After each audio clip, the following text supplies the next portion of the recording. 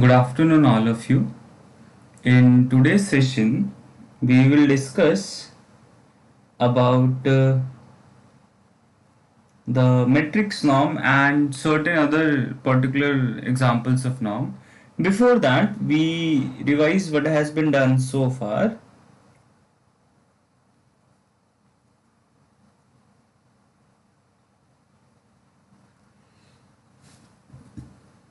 In the last class, what we did is to study the various factorization method, mainly the LU factorization method, to solve a linear system.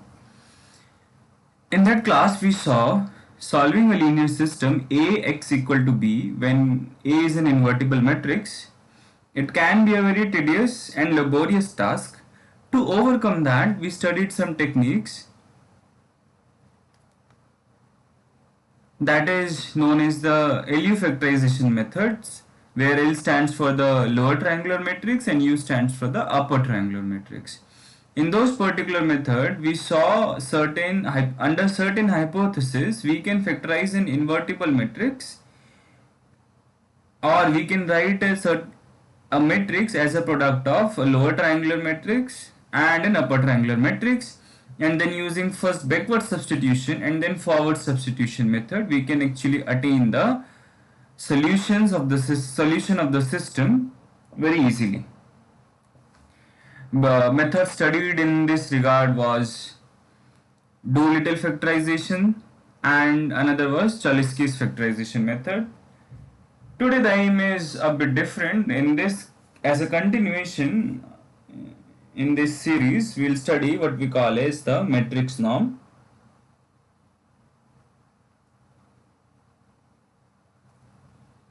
Matrix norms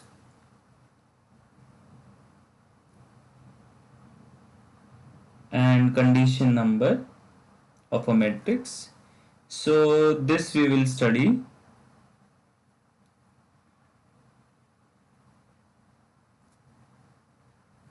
Okay. So given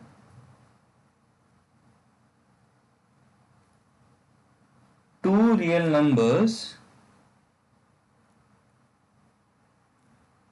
alpha and beta, we know how do we define the distance. The distance between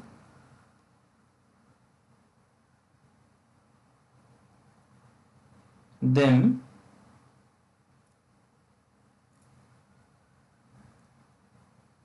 is given by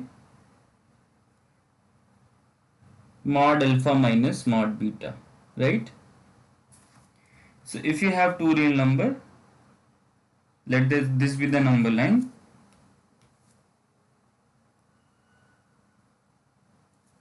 You have alpha here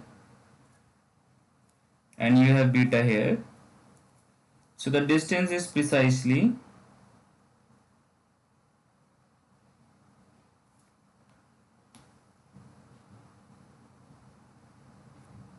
this distance is called as mod alpha minus beta. Now the norm is actually the generalization of this phenomena. So okay, let me just put it this way, or let me write a norm is a analog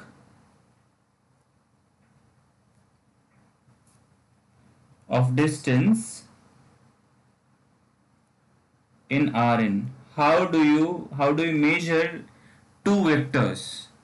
Okay, if I give you two vectors v1 and v2, then you know what will be the distance between these two vectors in, let's say, R2. What will be the distance between these two vectors is precisely what we study, and we call them as the norm. Okay.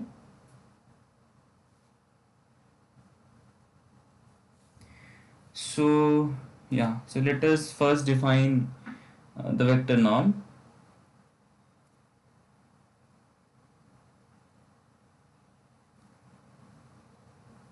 definition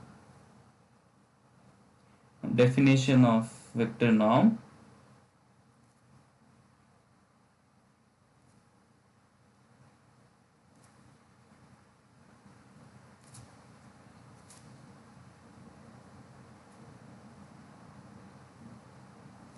A vector norm on Rn is a function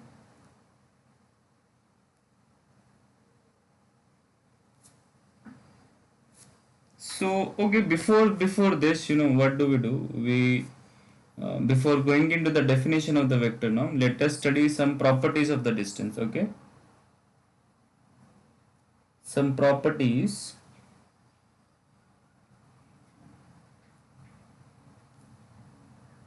of distance between two real numbers.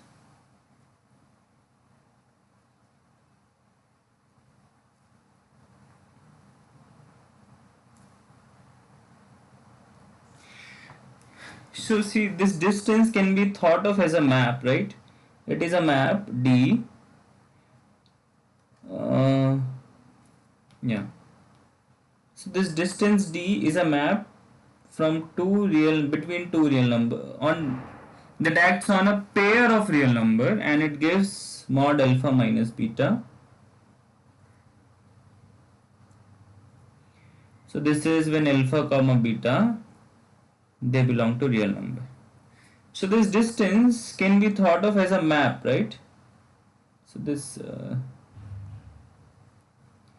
D is from R cross R to positive real side, 0 to infinity. So this is the map.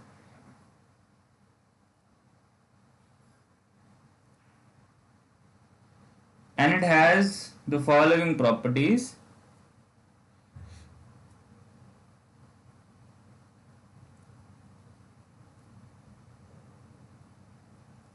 The following properties. Number one, you see this D of alpha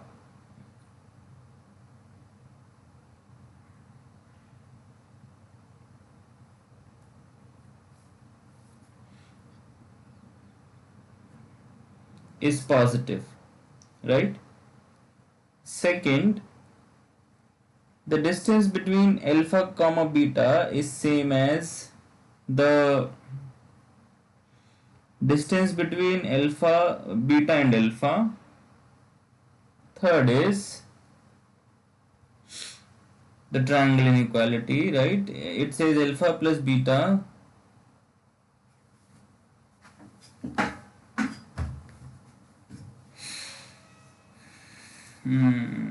okay, let me put it this way.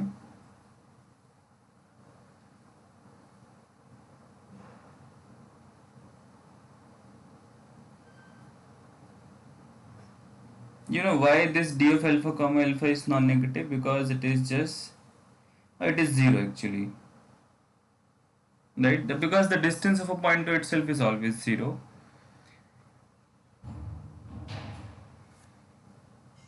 Now what about this alpha comma beta plus gamma?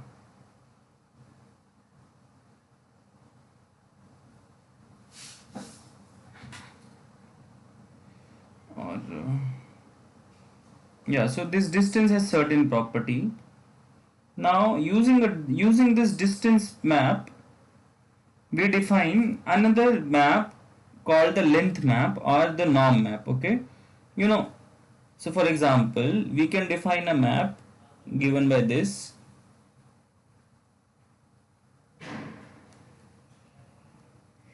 The norm map or the length map.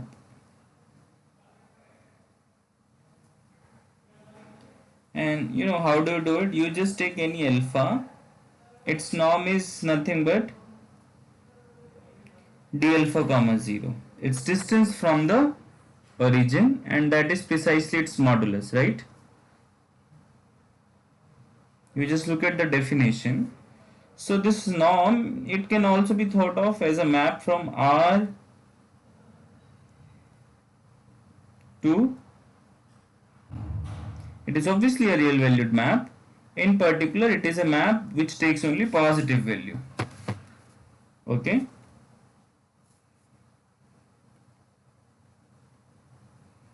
And note that it satisfies certain property which we will generalize later. Number one, this is always positive, and this is clear because absolute value of any real number is always positive. Positive as if non-negative, yes, I should rather say non-negative. Secondly, this norm is takes value 0 if and only if alpha itself is 0. Right? This is also pretty obvious. If alpha is 0, mod alpha is anyway 0. If mod alpha is 0, then alpha has to be 0. Third is, if you multiply it with any scalar, let's say c alpha, it will always be mod c times norm alpha for any scalar c in real line. Fourth property and the last is alpha plus beta is actually less than norm alpha plus norm beta. And this property is called the triangle inequality.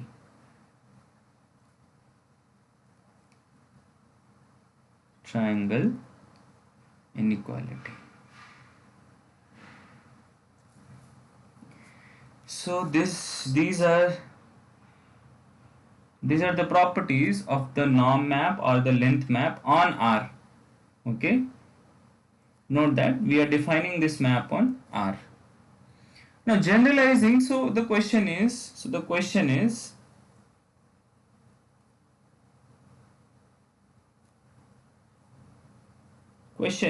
number one, can we define a notion of distance? Can we define a notion of distance of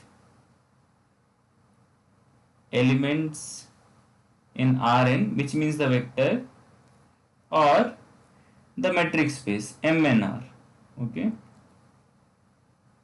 So this is our question that we will deal with today. So in today's class, we will deal how to define a notion of distance on the Euclid on Rn, that is the n-fold of real line, and the metric space MnR. So can we do this?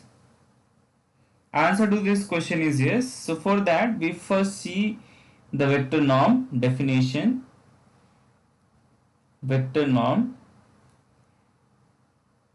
or that is length map in Rn.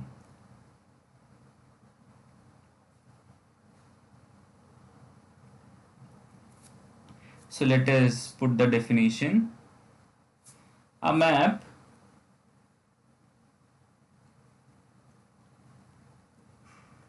denoted by this on Rn to 0 to infinity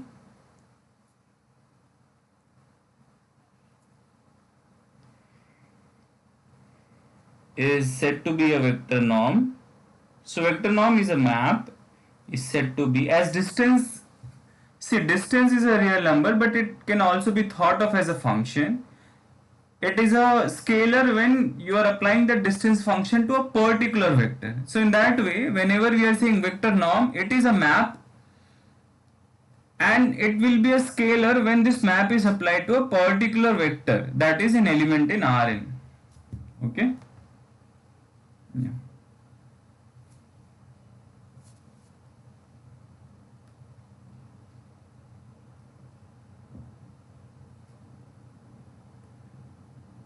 So I don't think my screen is visible.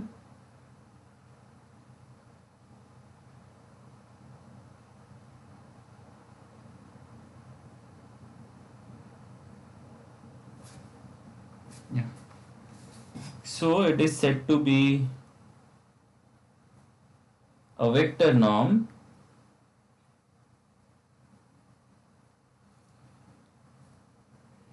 if it satisfies the following property. If it satisfies number 1, as you have seen, norm of x, it should be greater than equal to 0 for all x in Rn. Second,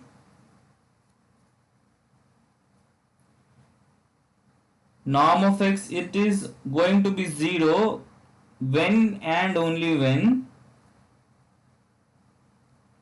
x is 0 itself. Okay. Third is,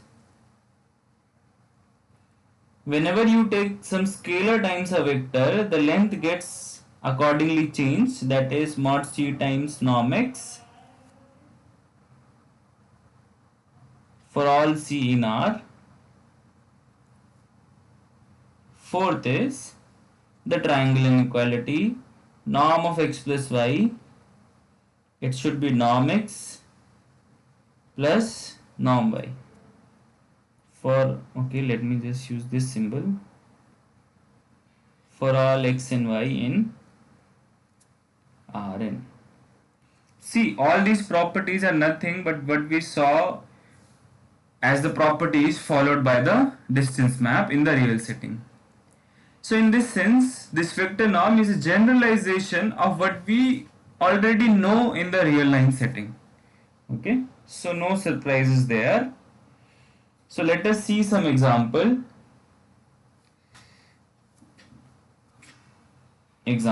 See, vector norm is not unique, and we'll see some examples regarding that.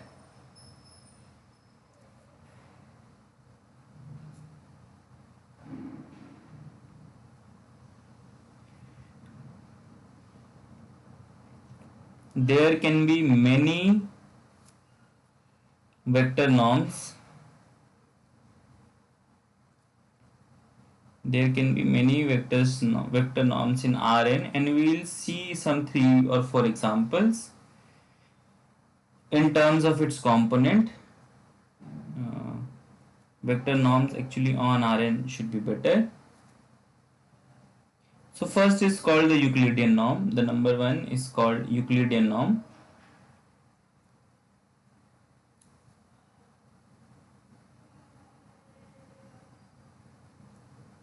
And how do you define it? For x equal, this you must have seen already in the coordinate geometry. If you have x in Rn,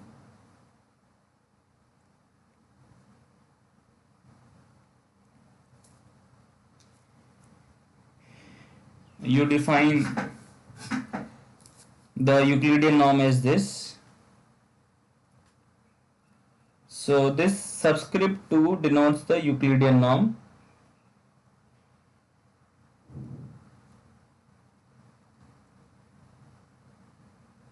Of x.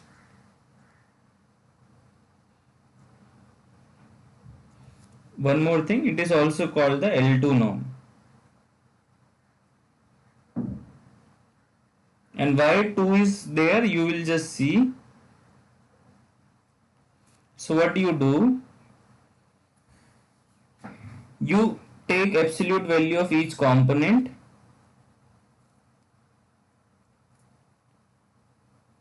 square them and add them, okay, and then take the square root. Is it fine? Yeah. So this way it defines a norm, Euclidean norm. You can check.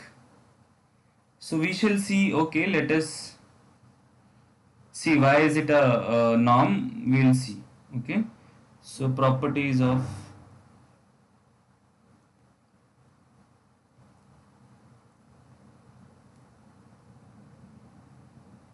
Properties of norm. So what was the first property? The first property was that this should always be non-negative. So let x belongs to Rn. Okay. Now since this is always true, why? Because see, norm x2, yeah, let it since each mod xi square is positive or 0, it is either, because you are taking square of the absolute value, we must have when you add positive values, you only get positive values. So this is 0, and when you take the square root, that is also positive, right? Or non-negative. Second property is that norm x is 0 if and only if. This property we have to verify. If and only if x is 0. So how do you prove it? You first assume that let norm x is 0. Then what does it imply? That if you take square root of mod x1 square plus up to mod xn square, it is 0. But then this implies mod, because removing the square root, if it is 0, then it will also imply the sum is also 0. But see, these are all non-negative terms, right? So when does a non-negative term add up to 0? This is possible if and only if each of them is non-zero. Okay. Now this will implies x1 is x2 and all these is same as 0, and which finally implies x is 0. Okay. Converse is trivial, right? If x is 0, you just put x is 0. In this case it means the 0 vector. Here it means 0 comma 0 comma 0. Yeah, this vector we mean.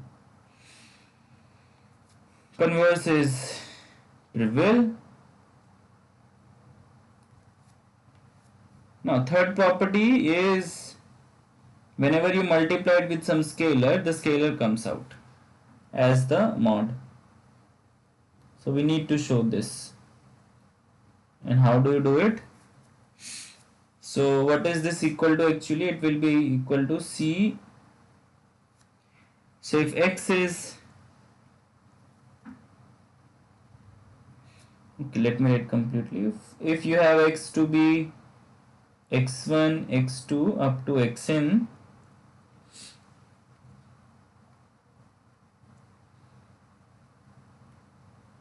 then what will be Cx? Cx will be Cx1, Cx2 up to Cxn. And hence norm of Cx2, this norm will be, you just take the absolute value and square them up.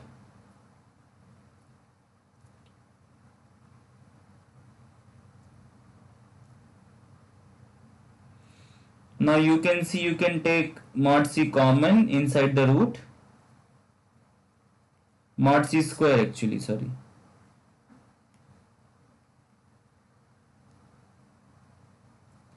Mod C square common.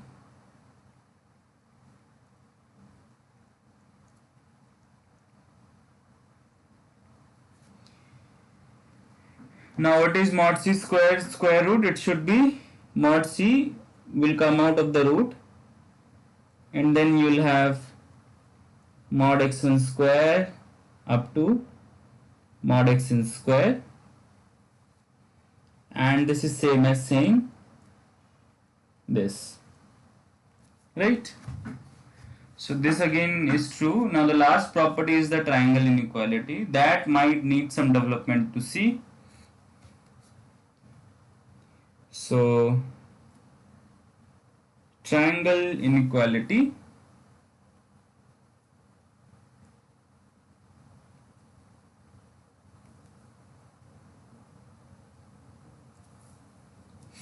So this says you have to prove this.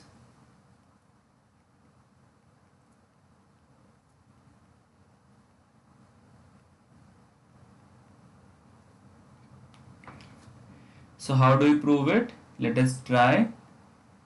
For x equal to this and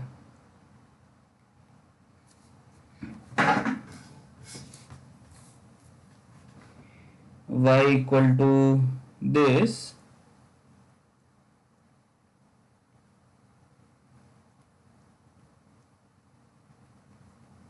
we take the square of this, then it will be x1 square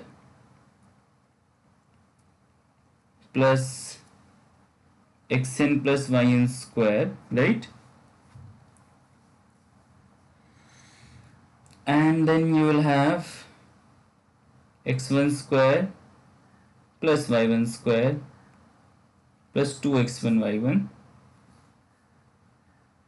plus x2 square plus y2 square plus 2x2 y2,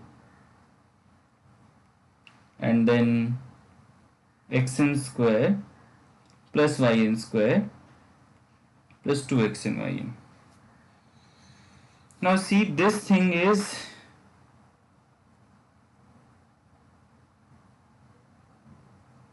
this thing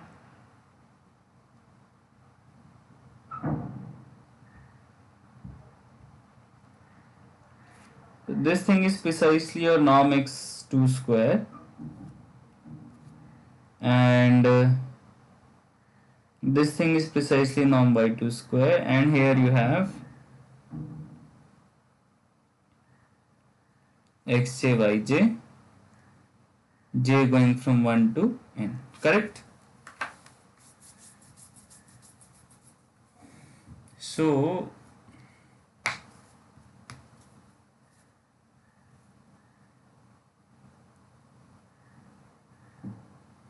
yeah,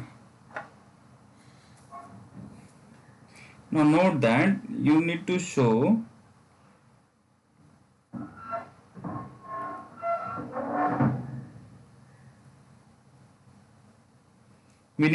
that norm of x plus y 2 is less than norm x2 plus norm y2, which is same as saying, because everything is positive, it is same as saying that square of this is less than or equal to square of this.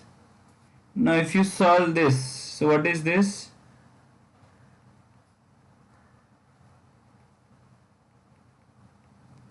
Plus 2 norm x norm y, and using 1, if we call it 1, okay, I don't want square, so this thing using 1 is same as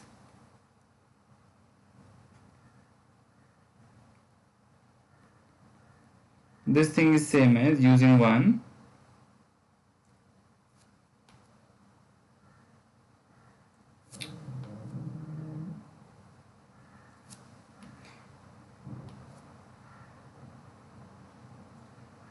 by 1.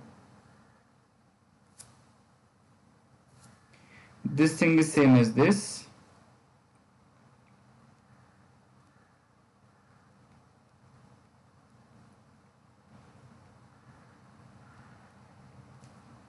So hence this thing is true if and only if x1 y1 plus x2 y2 plus xn yn is less than equal to, 2 will 2 cancel out.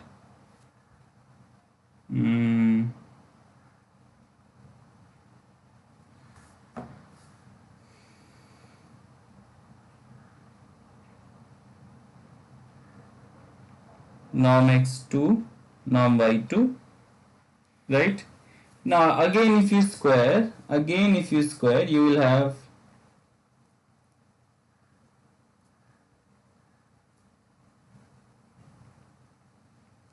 this thing is less than equal to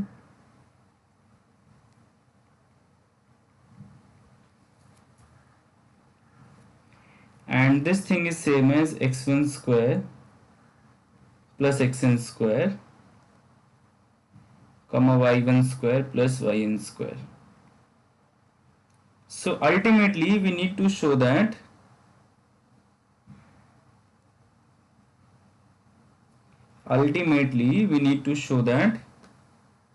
x1 y1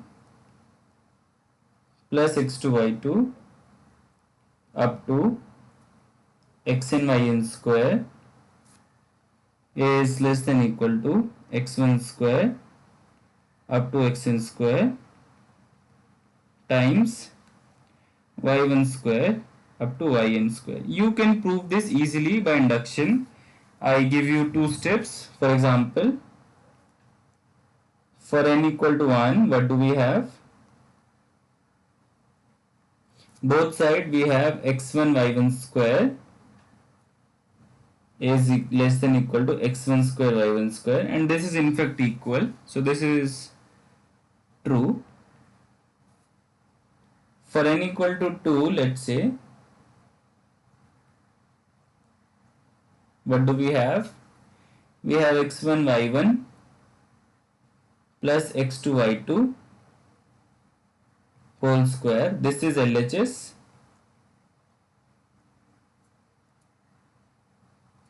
And what is RHS?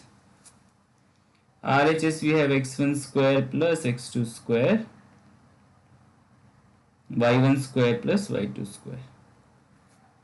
Now if you open this, you will have x1 square y1 square plus x2 square y2 square, then plus 2x1 x2.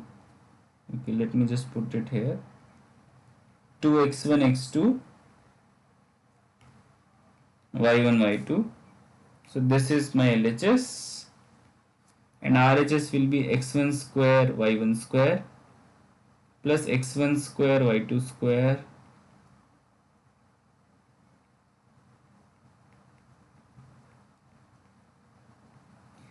and you just continue from here. So this is left as an exercise. Yeah. So geometrically, what is Euclidean norm? Okay, if we are in R2, okay, if we are in R2, let me give some geometrical representation of Euclidean norm.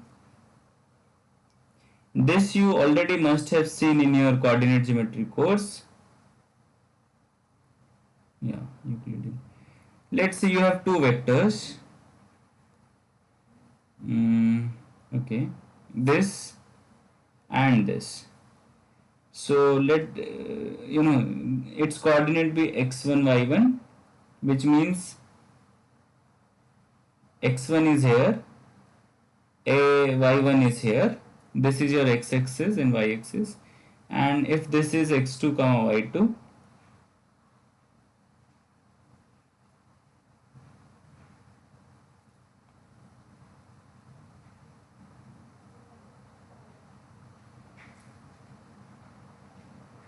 so this is your x2 and this is your y2.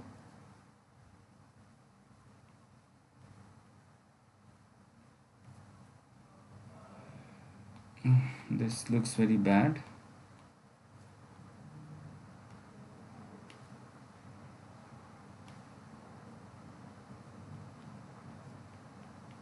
Yeah.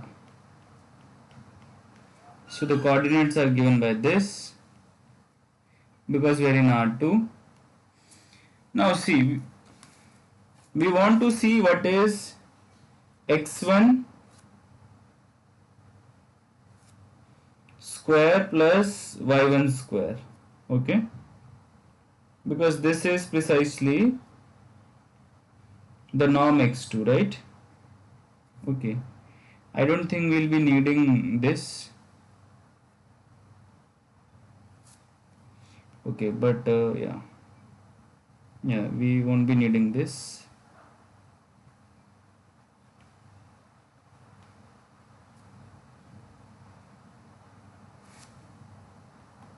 So we'll change the coordinate. Yeah.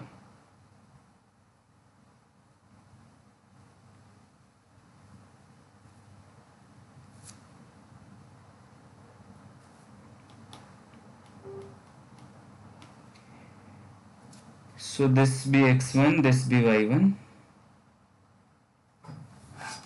So now what is this length is? This makes a right triangle. This thing makes a right angle triangle. Now what is this length? This length is precisely x1 square, right? And this length is precisely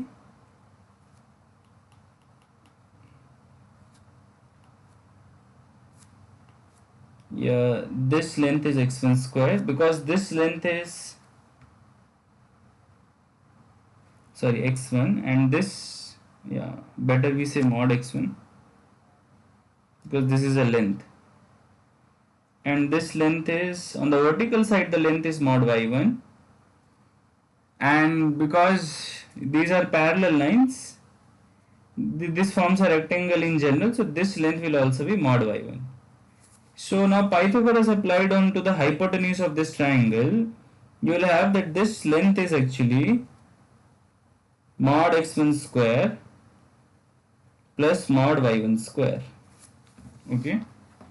So from the picture, it is clear what is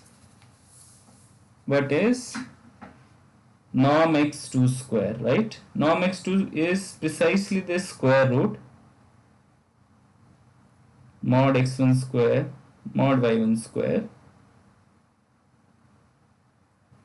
and this is precisely the distance what we learn in coordinate geometry, distance of x1 comma y1 from 0 comma 0 in R2. Yes.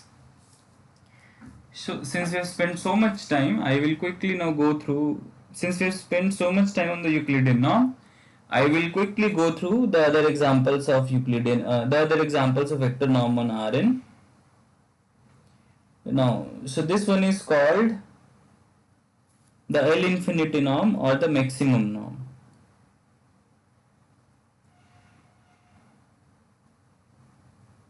Maximum norm or L infinity norm. Why L infinity you will see, why maximum you will see. So this is denoted by this, the infinity in the subscript.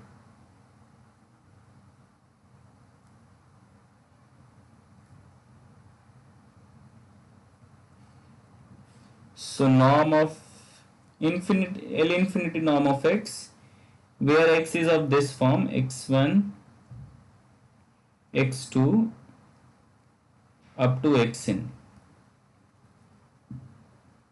So it is, you just collect the maximum of mod x1 up to mod xn. Okay, maybe I will write it in the next line. Yeah. So this is the maximum of mod x1, mod x2 and mod xn for x is equal to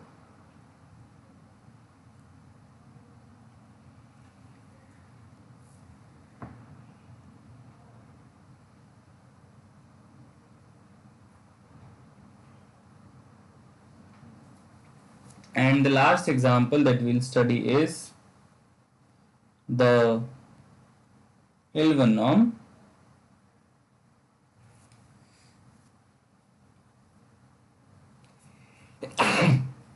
Sorry, L1 norm.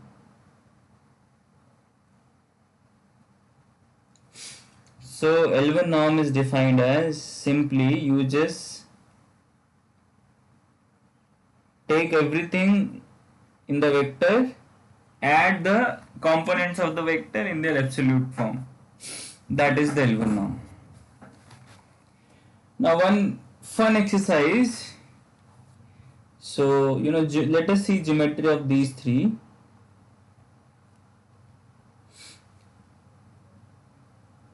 Geometry of these three norms in R2.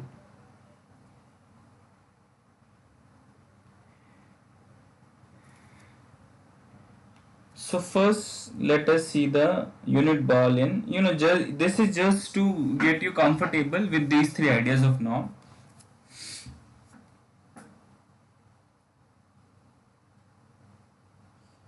If we say, this is one, this circle in L2 norm, okay? So that is, we are collecting more precisely all those x in R square such that mod of x1, maybe I will write like this, x, because it is in R2, so it must be of this form. So this 2 norm is 1, and this set is same as, let's say this is my unit ball, B for ball, or let's say circle, okay, circle in 2 norm. Yeah, so this set is same as all those x in R2.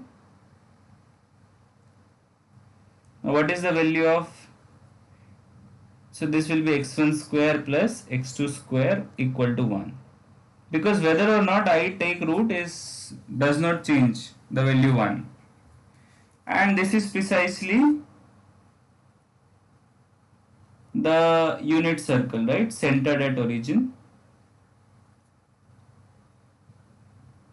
Unit circle centered at origin. So geometrically, because see, Euclidean norm is what we have been doing since our childhood, so it will be this circle of radius 1 and centered at 0. So again, no surprises there. Now what the fun thing will be to see what is infinity norm, the unit ball in the infinity norm. So that is, we want to see the unit ball in infinity norm. So it is collection of all those x in R2 such that norm of x, the infinity norm is 1.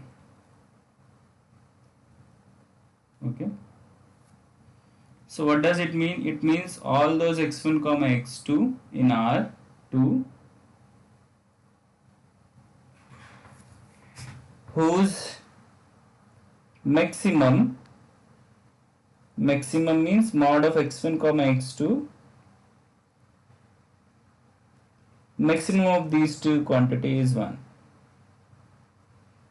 Okay. So now if we draw this map, let's say, here you have 1, here you have 1, you have -1 here, and you have -1 here. So this point will be there, correct? Or let me use another pen. This point will be there because this point is 1 comma 0, This point is 1 comma 0 and its maximum is 1, right? So this point will be there. Now again this point will be there because this is 1 1 and its maximum is 1. In fact, this point will also be there. Actually, any point on this line will be in this C infinity. Okay. Oh yeah, let me just call them as simple as C2 and C infinity. So if you keep on doing this, you will have that this is a square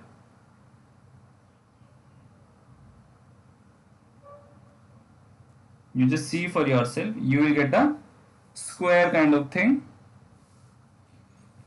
when, so the unit circle gets changed. Earlier in the Euclidean norm it was a circle, and in the infinity norm it is a square. So what happens, yeah, this is very interesting to see. Okay, and in the last norm what happens when x1 is 1, right? So we have to compute all those xc1 such that, like x1 comma x2 with mod of x1 plus mod of x2 is 1, and this is precisely my x1 norm. Now if you try to draw it,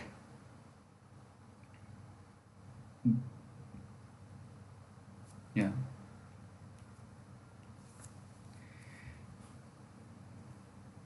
if these are your 1 points, like this is 1, this is 1, minus 1 here, and this is minus 1.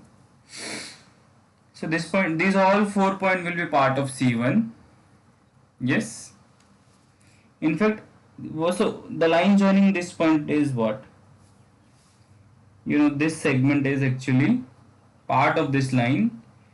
How do you find the equation of line? It is, if this is your x1 axis and this is your x2, so it will be x1 plus x2 equal to 1, right?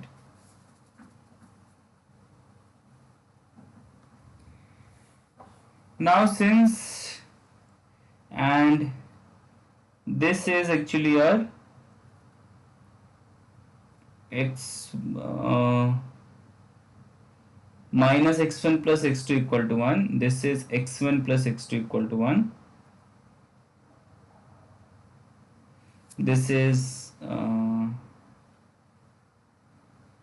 x1 minus x2 equal to 1, this line segment, and this line segment is finally minus x1 minus x2 equal to 1. Okay, so all these 4 line segment will be apart. So finally what do we have? We have a big picture.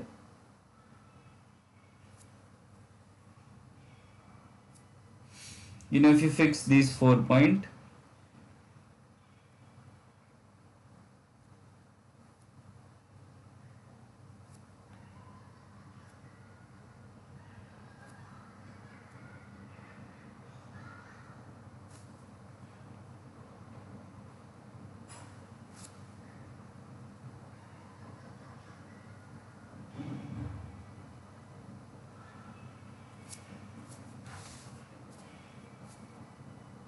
yeah, so I am drawing all 3 balls together that we saw in earlier.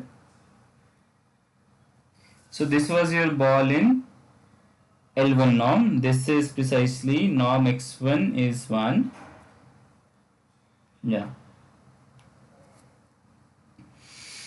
Then you have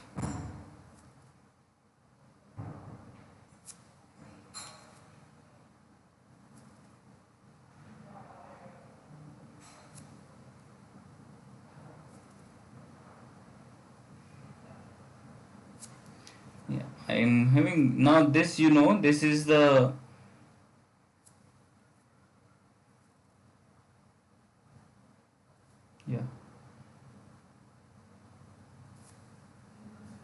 roughly I am able to draw. Now these are all the points with infinity norm is 1. And last but not the least,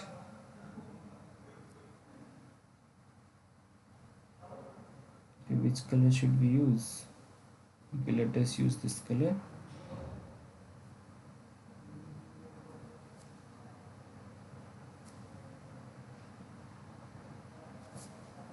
Yeah, this seems fine. And this is your L2 norm is 1. So see, all these norms are different, okay?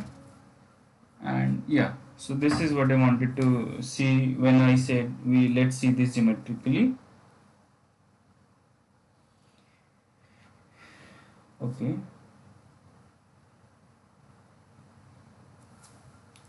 So for example, now, okay, let us add some example here.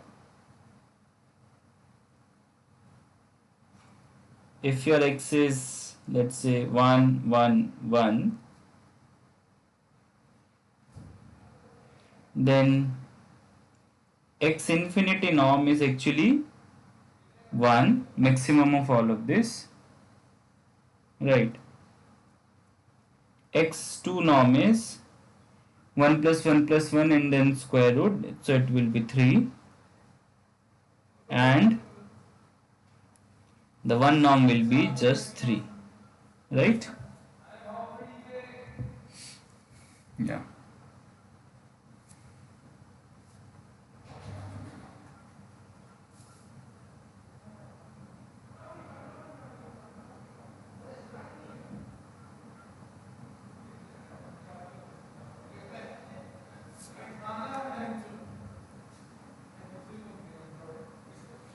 So some inequalities you can see directly. Inequalities.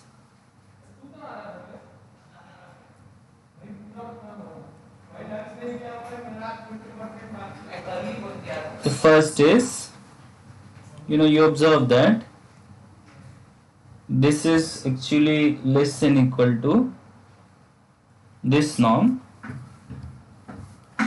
Why? How can we prove this? How can you prove this? See, you just write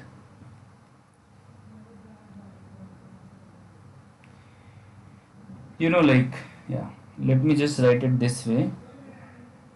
Since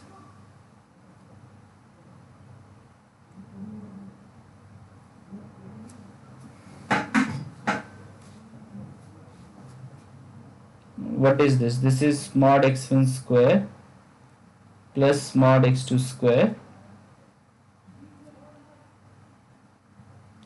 mod xn square, right?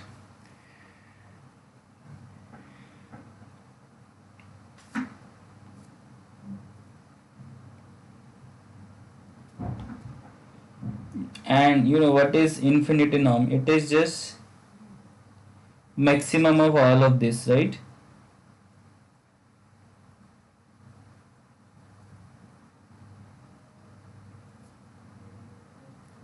So this implies that it should be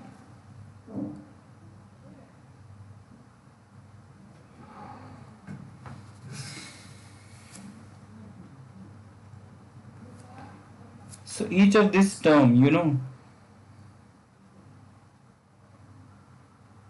will, let's say this is some xk, because anyhow so this will obviously be greater than equal to mod xk square, which is precisely norm x infinity square.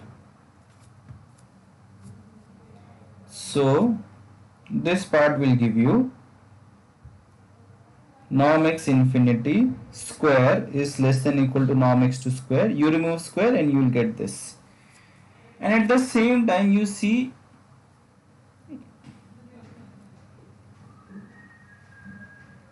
you can also have this. How? Directly you see, again using the definition, you have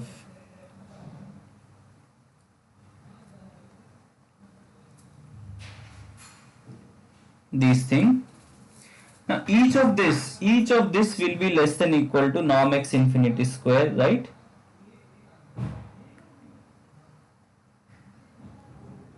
Because norm x infinity is maximum of all of this. And how many times this is? This is n times. So you just add, if you add a same number n times, it will be n times of that. And this eventually gives you that norm x, Euclidean norm, is less than equal to root n times the maximum norm.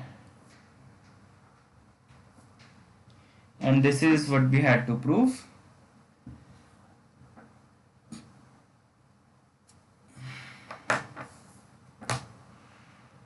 Yeah.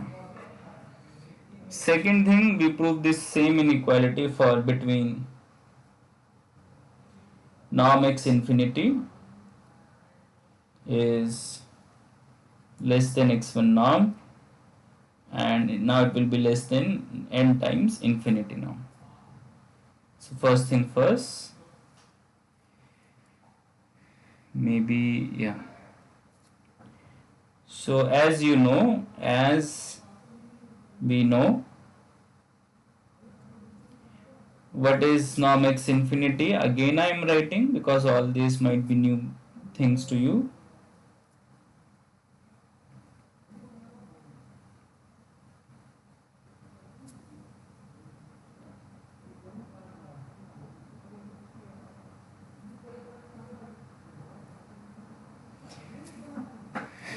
Now, so so norm x1 is what? You just add the absolute value of each component, right?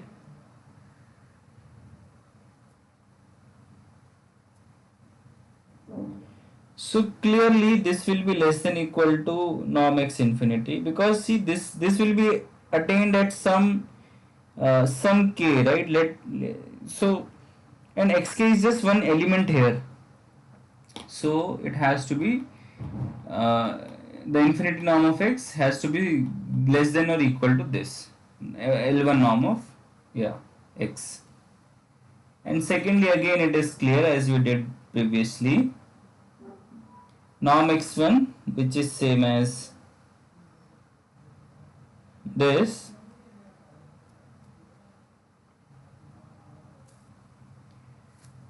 now each of this term will be less than equal to mod x1, mod x1 will be less than infinity norm of x. Again, mod x2 will also be following this, so on and so forth. And how many times are this? This is n times. And if you add something n times, so you'll get this, and hence we are done. See why these inequalities are important. These inequalities are important. For example, you see infinity norm is always easier to compute. So once you have the value of infinity norm, you always have an estimate for the 2 norm, and this is also a lot. And similarly, the same holds for the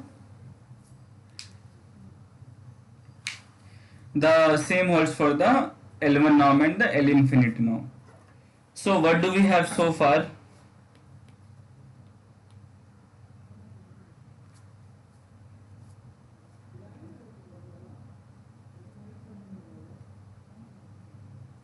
So far we have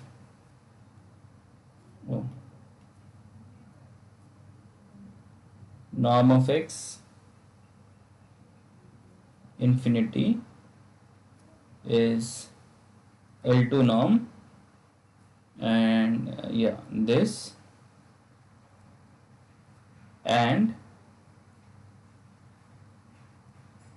so we proved these two inequalities.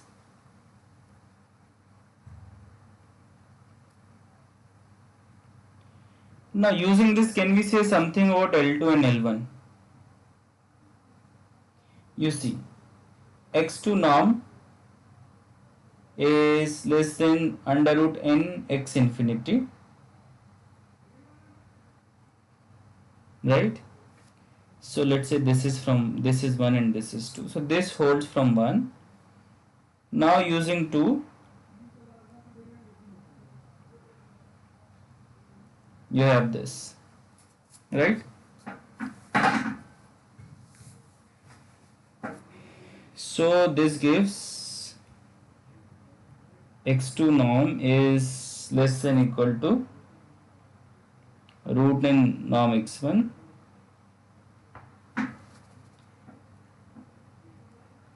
and secondly, now see norm of x1, it is less than equal to norm x infinity by 2, and again if you use 1, so you will have norm x2. This is by using 1. So this gives that norm x1 is less than norm x2, norm L2 norm of x. Yeah.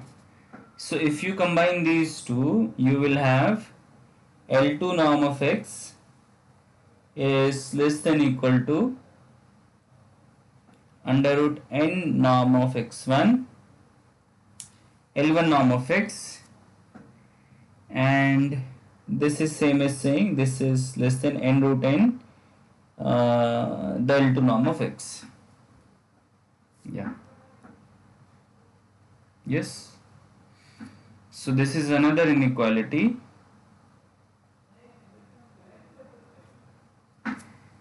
How about if we try with the definition? See this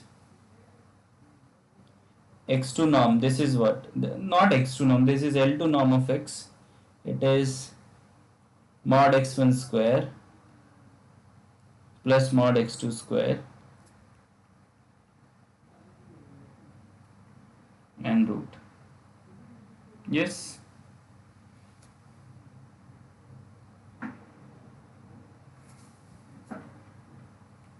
So if you square it, you'll have this, and this will be same as, this will be less than equal to square of this. You just add each term,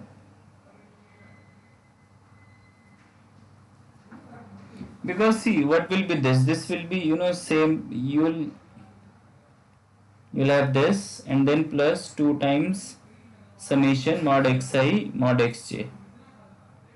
Now this is your L2 norm of x square. This is something positive, right? So you're removing some positive terms, so you're adding some positive terms, so the inequality will become greater. So that is why we have this. Yeah. And this is precisely your L1 norm square. So this gives that actually L2 norm of x is actually less than L1 norm. So this is better than equation number 3, right? In equation number 3 we had square root n. Now we have a more strict inequality, more sharper estimate in this sense.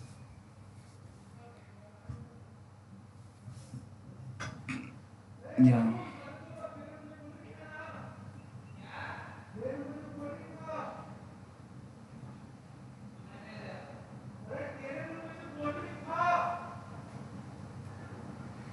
Yes.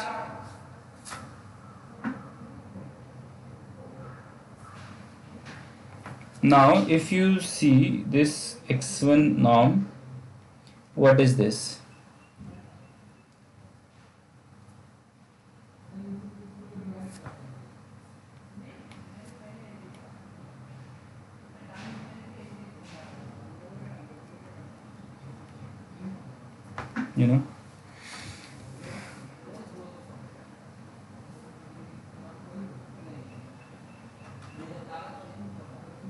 So if you square, actually what you'll have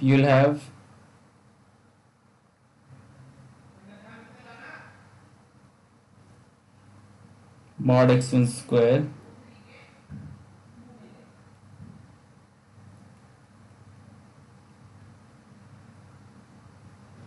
See, the reason I am writing this is because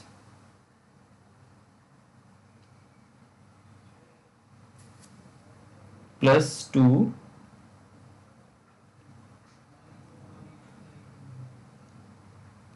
mod xi mod xj, I going from, I will be strictly less than j, greater than 1 and less than equal to n. Yeah, this sum. And this is precisely norm x, Euclidean norm, L2 norm of x square plus 2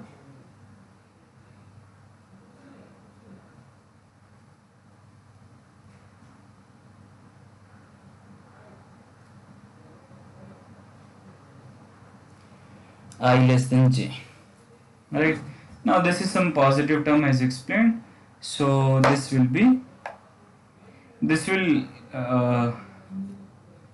yeah, from this we will have the following inequality. So we'll take some break, let's say 2 minutes break, and then we'll come back.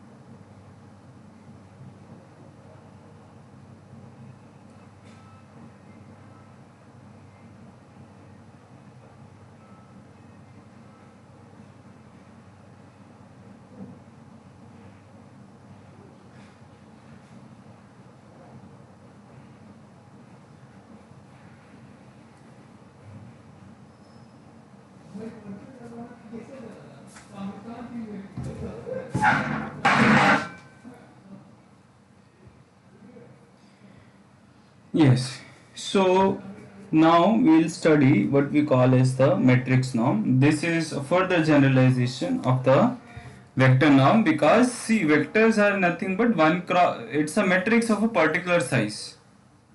So okay,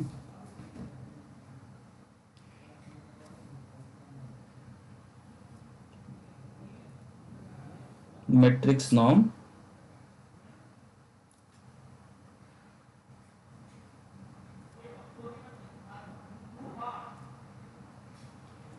again, as was done in the case of the distance map and the vector norm map, we define it in the similar way.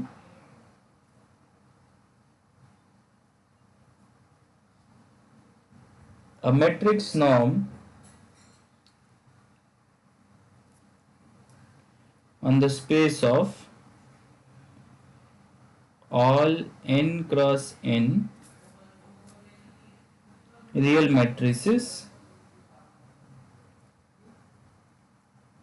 M and R. So this space M and R is the space of all matrices, is a function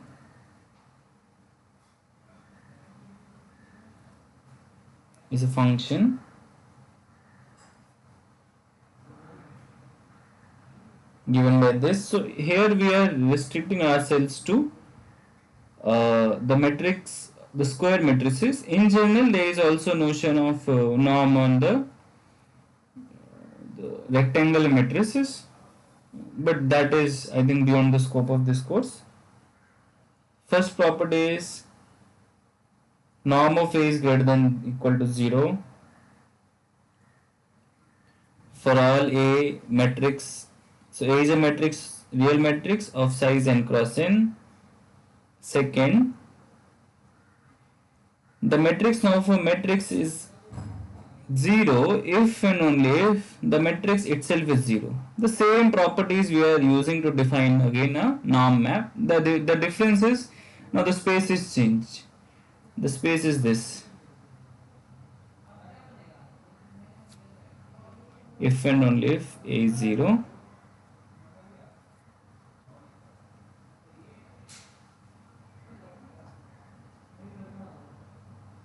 Third is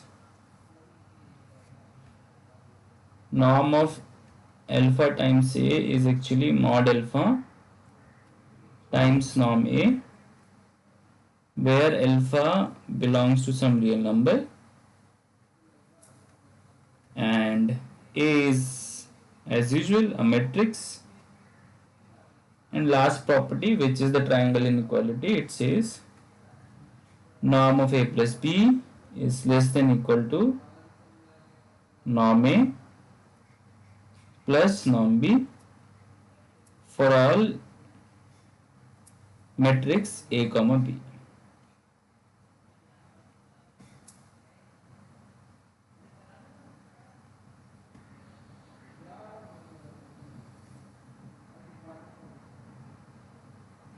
Again, as usual, there can be many matrix norm on MNR. Again, we'll give some examples.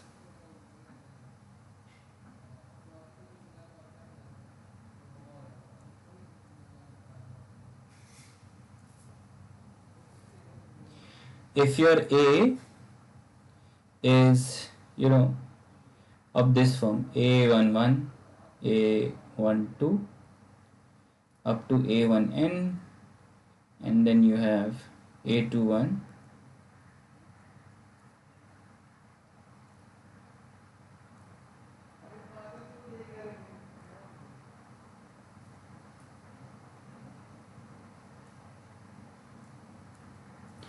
so this is your n cross n matrix.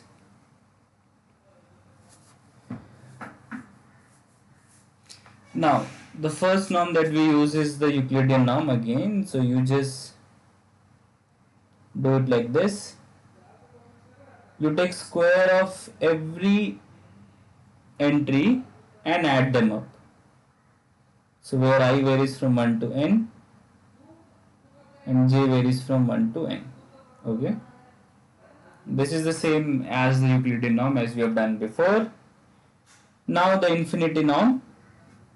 Again, what you do, you just take maximum of mod I, entry modulus of the entries in the matrix capital A over every ij.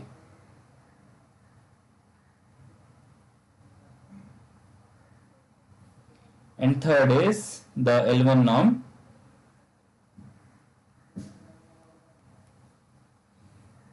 So you just add one, and here you also take, just a minute. Yeah, I forgot to add the square root. Yeah.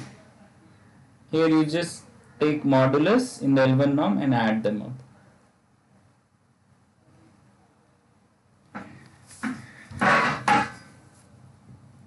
So for example, if your A is -1, 0, let's say 1, -1, 0 and -1, okay, then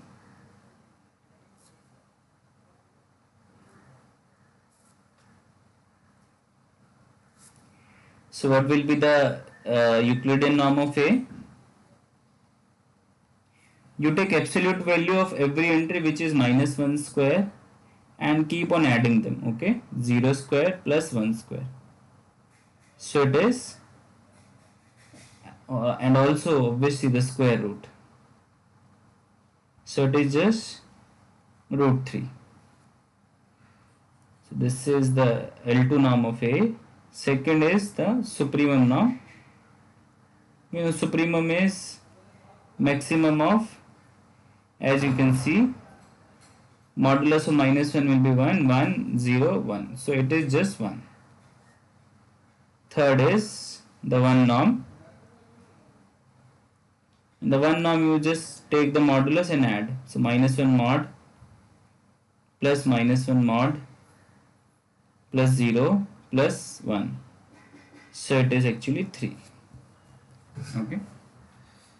So this we have again different notion of matrix norm. Now one of the most important matrix norm is called the matrix norm subordinate to a vector norm. Now how do you define it? I will tell you.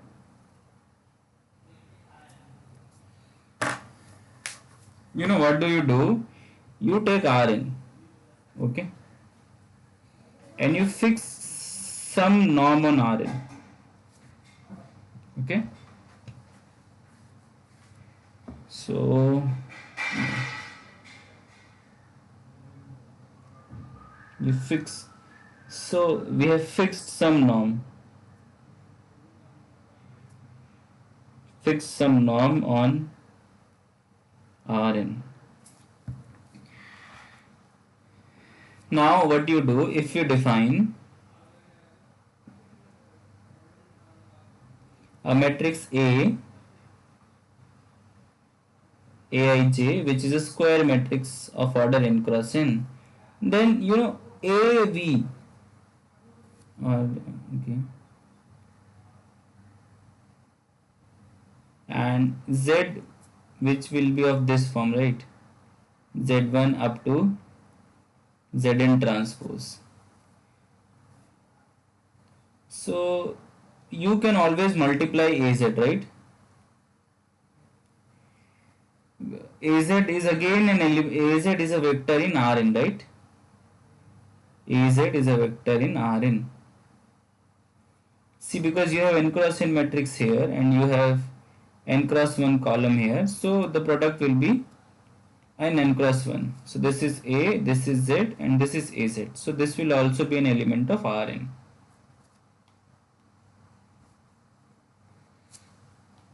Now remember, this has already a norm,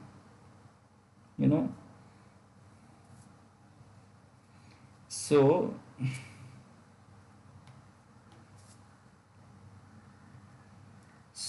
with respect to fixed norm, because this is a vector in Rn, so Az we can have a norm in Rn.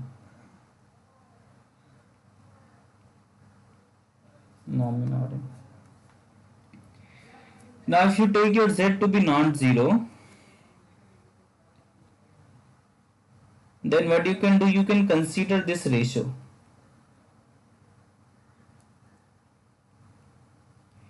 This is well defined, as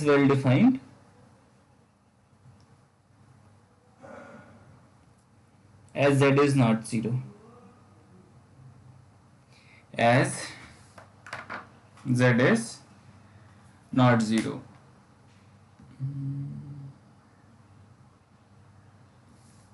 Yes.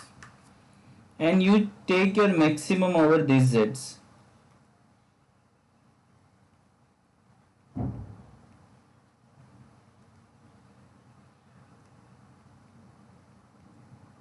Z is not zero. And this is precisely what we define to be norm of A. This is one matrix norm and we call it matrix norm subordinate. Subordinate means dependent. Subordinate to a vector norm.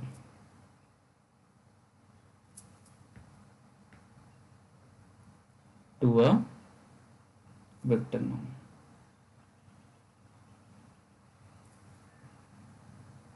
So, in this form, you see, this will be a norm, okay? This you can prove as an exercise. This will define a norm.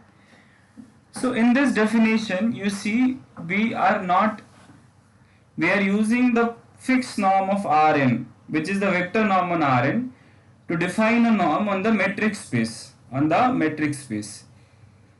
So we are computing matrix norm with respect to a fixed vector norm, and this norm, that is why in this sense dependent on the vector norm of Rn. Earlier it was not the case. In the above three examples, there was no vector norm coming into the picture. The norm of A in all these three cases was defined using only the entries of the given matrix A. But here it is not this case. We don't care about the entries of the matrix A. What we do, we fix some vector norm in Rn, and with the help of this we define this matrix norm. Okay. Now, first thing, there are certainly many things which should come into your mind. First of all, why is this norm well defined? One reason is to believe is that because we are choosing it over the non-zero z. So if z is non-zero, if and only if the norm of z is non-zero with respect to any norm, because that is precisely the third property of norm, or the second property. Now, so this ratio norm Az upon norm z is well defined. So we are taking maximum. But why this maximum is a well defined quantity? Okay, do you get my point? Why this maximum should be a well defined quantity, we will see. Yes. So the question is, why does this exist? Okay. So this is maximum. This is the question for maximum. So you see, if your AZ, if your A is the product, the ijth entry, it will be Aij. This is my thing. And then you have, okay, let me just write it this way. It is A11, these entries.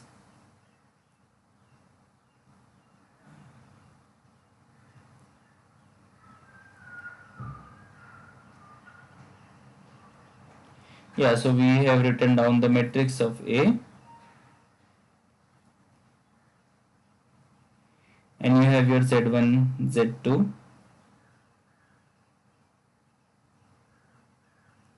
Zn here. Now if you multiply it, what you will get? You will get A11, Z1 plus A12, Z2, or directly I'll write up to A1n, Zn. Then here you will get A21, Z1 plus, keep on doing this, and the last entry in the sum will be this, and here you will have an1 z1 plus ann zn.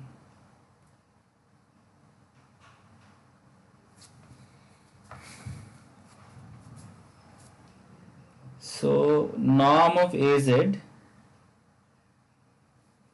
is actually norm of this. So what I can do, I can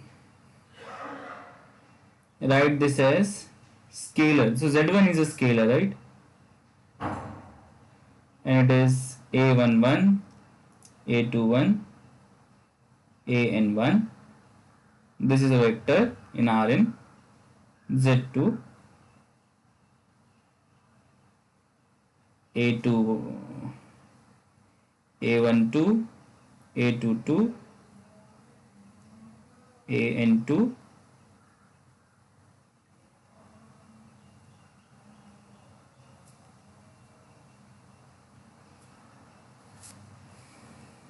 and then A1n, A2n, ANN. Okay. Now you see, let this be a1, a2,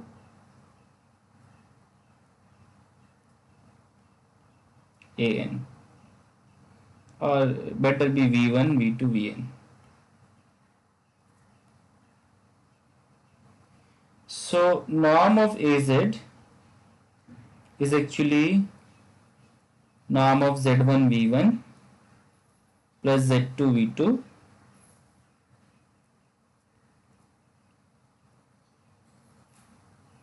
plus zn vn, right?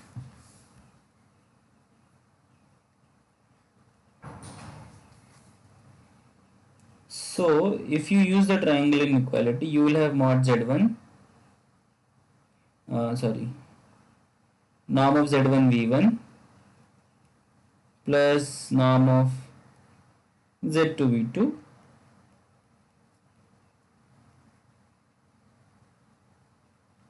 right, and this is same as mod z1 norm v1 plus mod z2 norm v2. Now I'm thinking, how should I?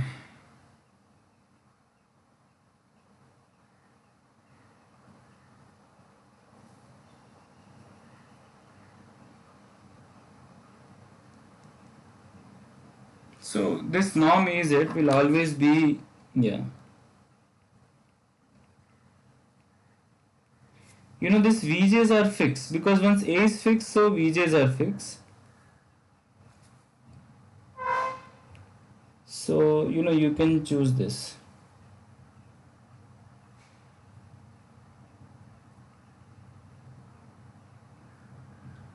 Where alpha is actually maximum of mod norm of Vj's, j going from 1 to n. Now,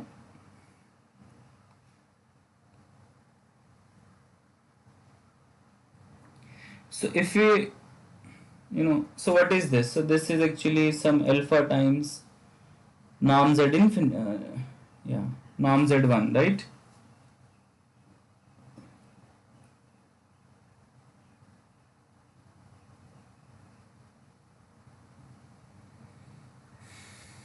So whatever norm you have, you know, like if this norm is 1, for example, I'm just saying, or infinity norm, or 2 norm, or infinity norm, we have already seen all these norms satisfy some inequality. So you will have alpha times some capital M times norm Z. Okay. So let this be beta. So this implies norm Az upon norm Z is actually less than beta, and this beta is independent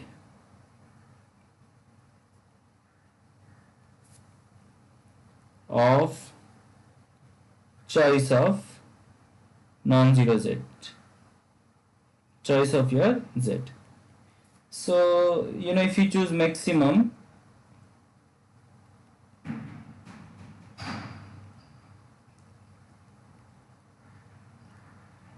if you choose your maximum, then also it will be less than equal to beta. So hence, in this sense,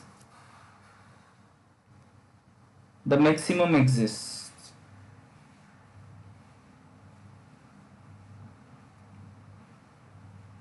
So this was a fruitful computation to see what is happening and why is happening.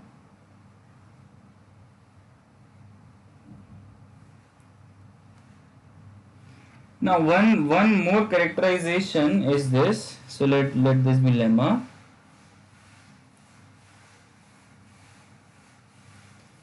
A belong to M and R, you know, this matrix. The following are equivalent. Number 1, you know, we so let us not write like this. Then norm A is same as supremum norm A is x such that x belongs to Rn and norm x is actually equal to 1. So how do we prove it?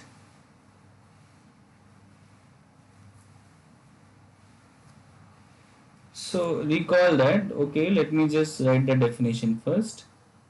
Recall that norm A is actually maximum of norm A x, or let's say norm A z upon norm A z upon norm z where z is not equal to 0. Okay. So if you put x to be z by norm z, yeah, so this implies norm A is actually, because it is the maximum, so norm of Az upon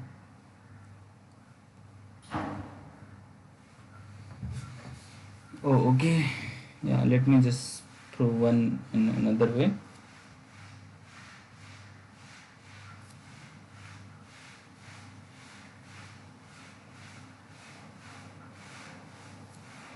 So its proof is fairly simple. For any z not equal to 0, we have x, which we can define by z by norm z, is a unit vector. That, what does it mean? It is a unit vector. It means that the norm of x is 1, right?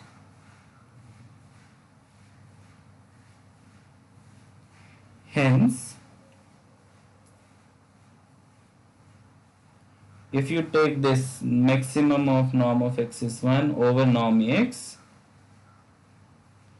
it is same as maximum of z not equal to 0, a of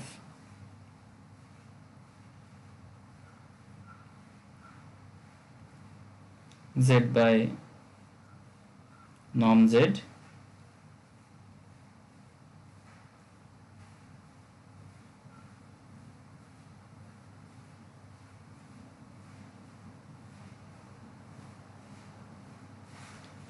And because A is a linear map, you can have this as Az upon norm z, right?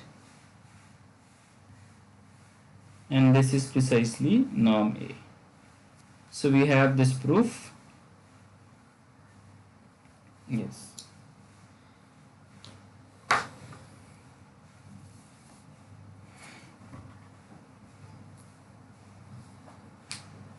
So the matrix norm, we have seen 4 matrix norms so far.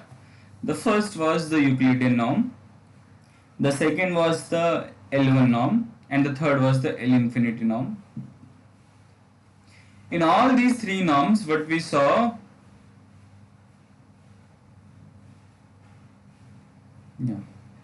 in all these 3 norms, we saw that the very definition of these norms depends on the entries of A, whereas when we define the matrix norm subordinate to a vector norm, this is no longer true. It only depends on a fixed norm that we start with on Rn. So we will do some properties, we'll see some properties of this matrix to a subordinate norm. So theorem, let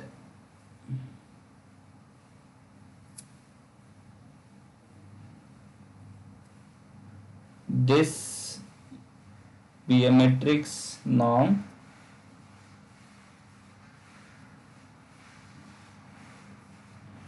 subordinate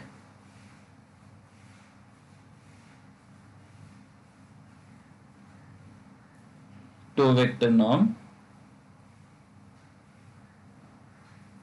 then number 1, norm of Ax is less than equal to norm A times norm x.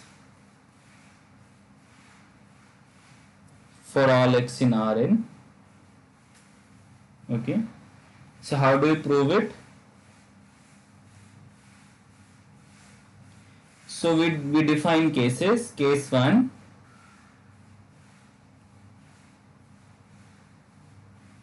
x is 0. Then norm of Ax is 0 because Ax is 0, so this will imply Ax is 0. And by the very definition, you know the norm is 0 if and only if the element is 0. So in particular, the norm of the 0 vector is 0 and norm A times norm X is also 0. So both are 0 in this case. Case 2, when X is not 0. Okay. Then you know this norm A, by very definition, it is maximum of norm AZ upon norm Z when Z is not 0. Now because it is maximum, so it will have norm AX upon X less than equal to this. So what does it imply? Norm AX upon norm X, and which is same as saying norm Ax is less than equal to norm A times norm X. Okay. Yeah. The second property that we'll see is the norm of identity matrix. I stands for the identity matrix. And how do you prove it? You just follow the definition, okay? Norm of I is same as supremum norm Ix upon norm X when X is not equal to 0. But you multiply anything with identity, it comes out as the same, right? So Ix will be X only. Now norm X by norm X, this quantity will be 1. So supremum over 1 is 1. Okay. So this we have.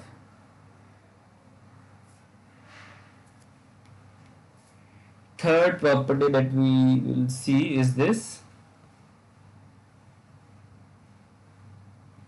Norm of AB is less than norm A times norm B for all matrix A comma B in M and R. So you see what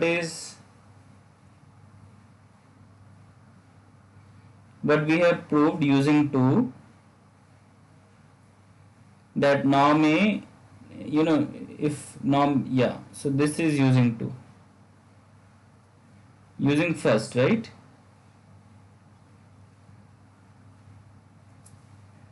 In the first we proved that this norm Ax is less than equal to norm A norm X, so you can use this, and again using on norm Bx, norm A will be as it is and it will be norm B times norm X. So for all x not equal to 0, you have norm ABx by norm X less than equal to norm A times norm B. Now if you take maximum over all those x, you will have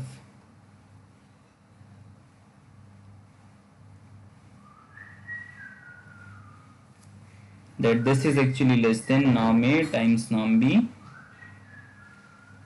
and this quantity in general, this is precisely your norm AB.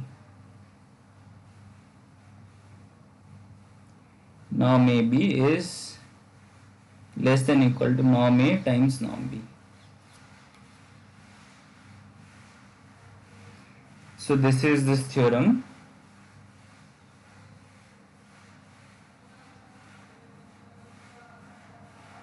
Now we compute maximum matrix norm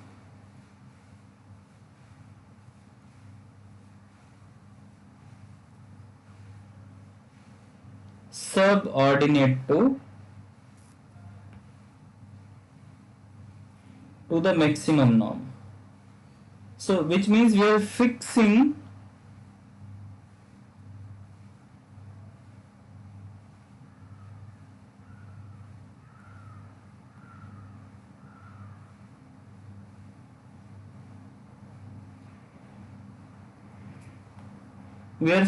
the maximum norm on Rn.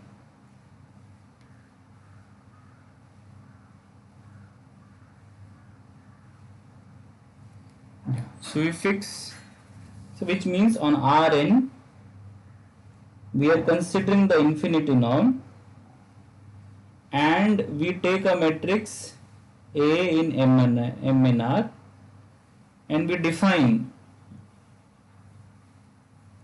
our norm A as we did maximum of norm Ax. And this time we know the norm, so this is infinity norm, and yes, this will be, yeah. So we compute this.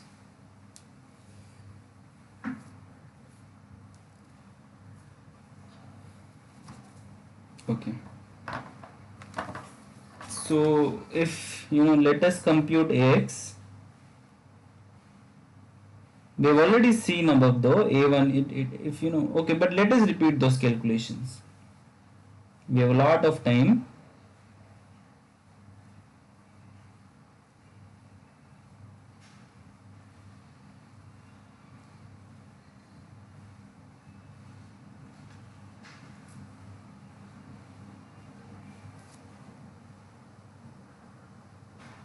Then you have x1, x2.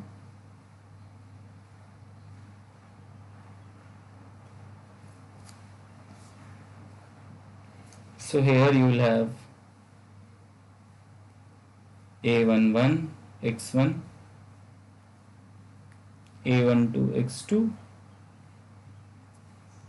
plus a1n xn, then a21 x1, a22 x2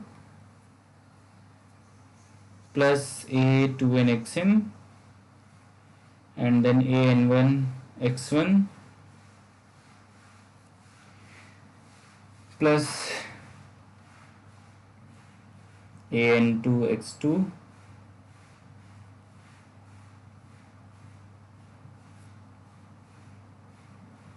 yes. And we can take this definition, so we will use this definition that we saw in lemma, norm of Ax infinity when norm x infinity is 1. Okay, we shall use this definition. So this follows from lemma.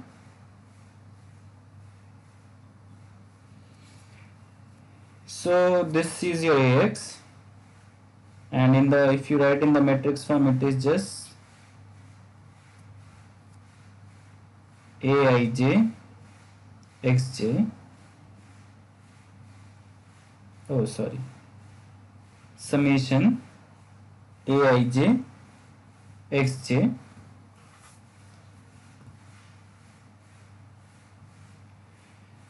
j going from 1 to n, and यहाँ पर I going from 1 to n.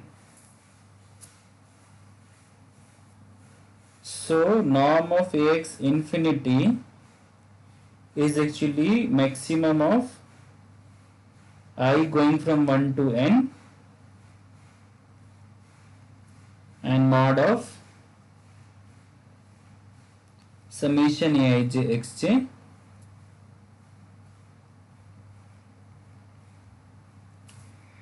Now if you use the triangle inequality, it will be less than equal to summation mod ij times mod xj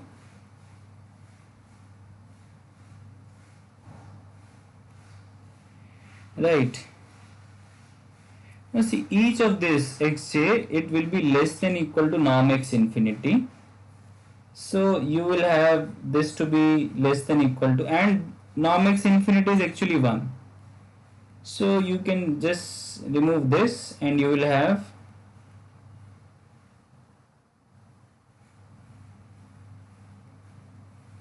1 to n.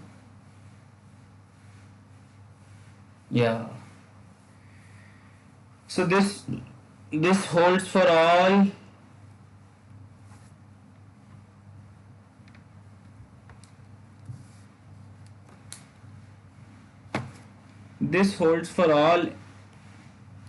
norm x infinity equal to 1. So in particular, taking supremum both sides,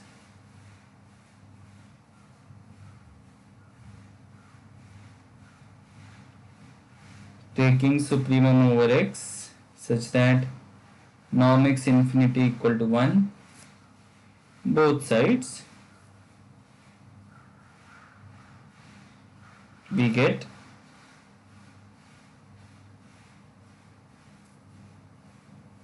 that norm a is actually less than equal to, let us call it norm a infinity. Are we denoting it? Yes. No, let us not denote norm a. Yeah. Because it has already a meaning, right? So it will be less than equal to maximum of summation mod aij, j going from 1 to n and I going from 1 to, yeah. So what is LHS? What is RHS actually? RHS is nothing but you are taking one row. So you are adding every element of every row, which means you are adding absolute value of this, and this, and then you are taking maximum. Okay. So you have something less than equal to this. No.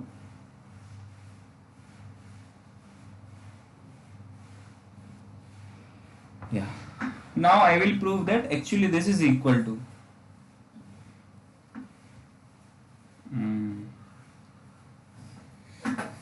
Yeah. So let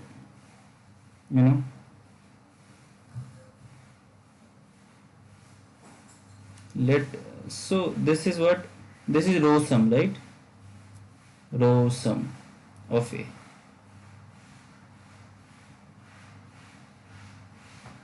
Let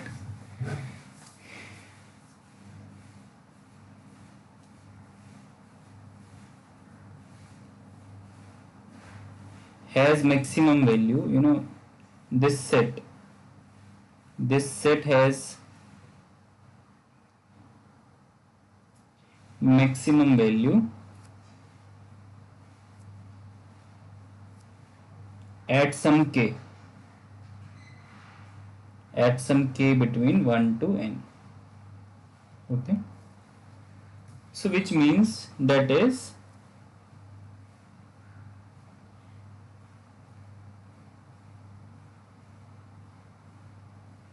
mod akj,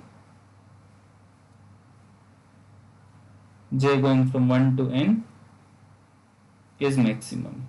Correct?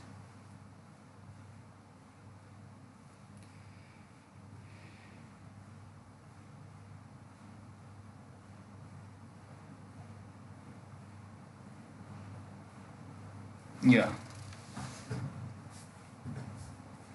Now what you do, so you have this kth row here, ak1, ak2, akn. You have some, these row anyway are there, and the last row.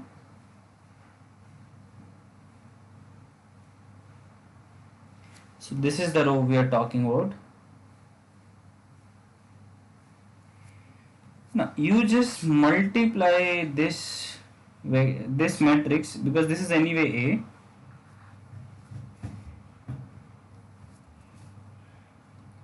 by sine of ak1, sine of ak2, signum function you roll, right?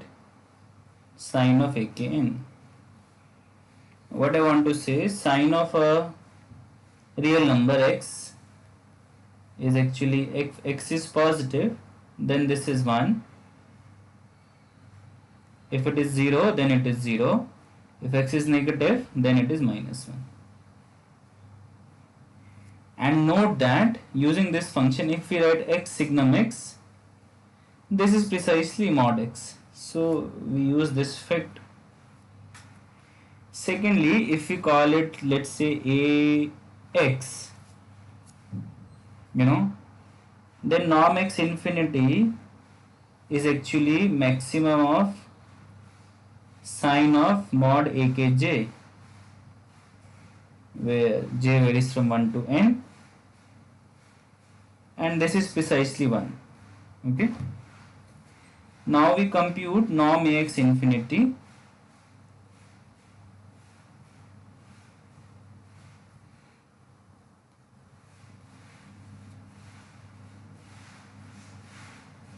You just compute ax.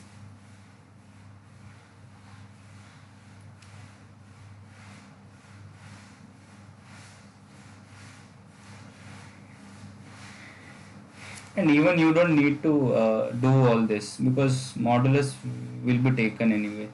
You just take 1 1 1 1. Yeah, no, you don't need to do this.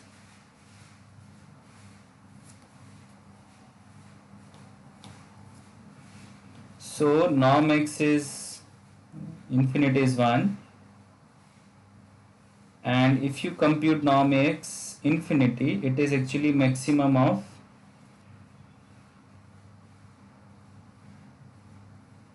summation mod aij, j going from 1 to n,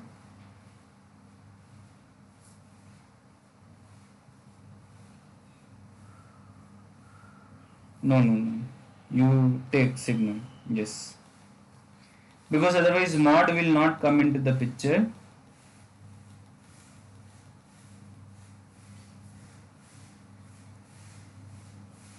Yeah, and you just check with this that norm of ax infinity, because this will be attained at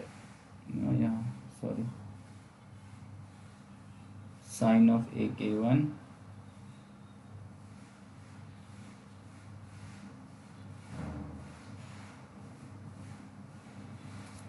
so now if you can see that this will precisely be summation mod akj, j going from 1 to infinity, which is,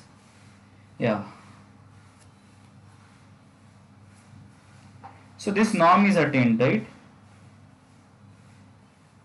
This norm is attained.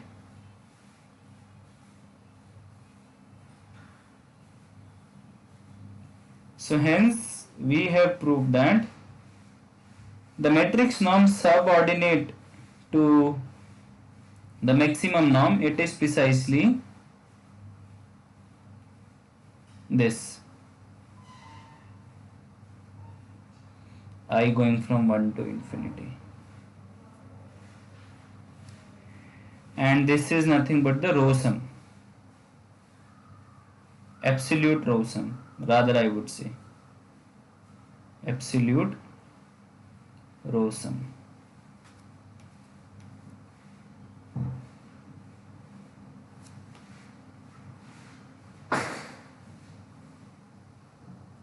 Yeah.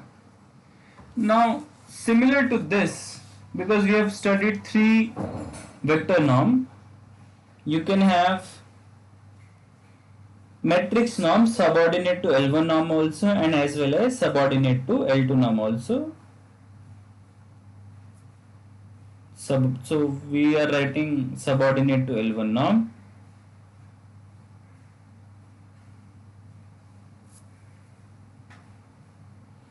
So this is given by norm A. If this is defined as this,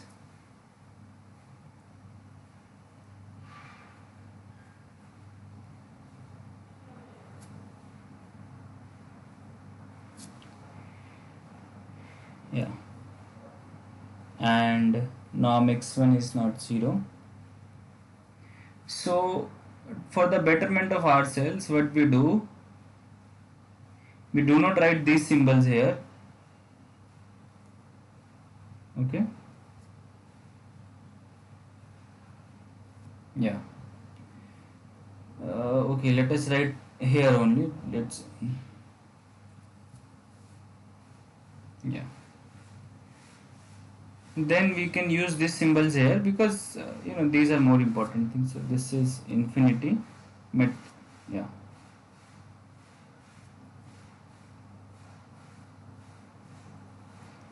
and this we are denoting one norm of A because it is a matrix norm subordinate to the L1 norm, and this is given by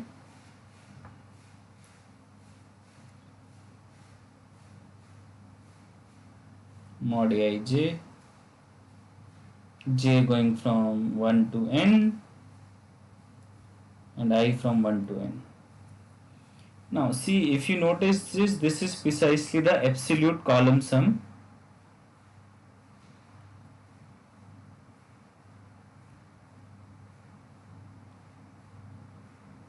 Absolute column sum.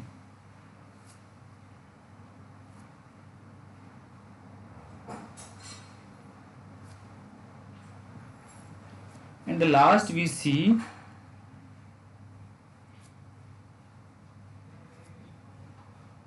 maybe we can prove these things in the next lecture.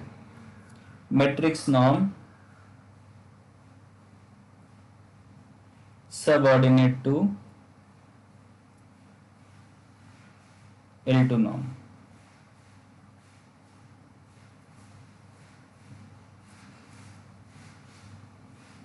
And this is given by, yeah, maximum of mod lambda I. I am defining what is mod lambda I, where lambda 1, lambda 2, lambda n are eigenvalues of not A transpose A, and this norm is also called spectral norm because it involves spectral values, which is also known as the eigenvalues. So we can see these proofs later, and so I think we finish here this session.